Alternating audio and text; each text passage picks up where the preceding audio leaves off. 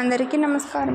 ఈరోజు మనం రోజుకు వాడే ఓ చిన్న సేఫ్టీ పిన్ ఎంతటి గొప్ప ఆవిష్కరణో తెలుసా? అవును, 1849లో అమెరికాకు చెందిన వాల్టర్ హంట్ అనే ఒక వ్యక్తి దీన్ని కనిపెట్టాడు.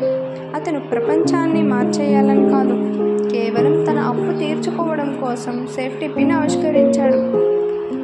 అతనికి $15 అప్పు ఉండేది.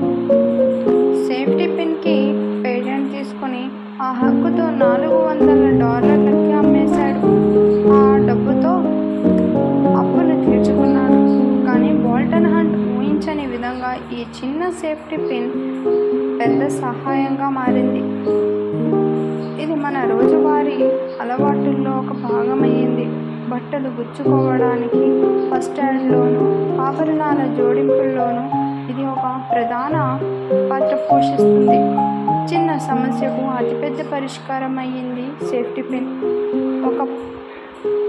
ఒకప్పుడు వాల్టర్ హంట్ అప్పు తీర్చుకోవడానికి పుట్టించిన సేఫ్టీ పిన్ ఈరోజు కోట్లాది మందికి జీవితంలో ఒక భాగమైంది.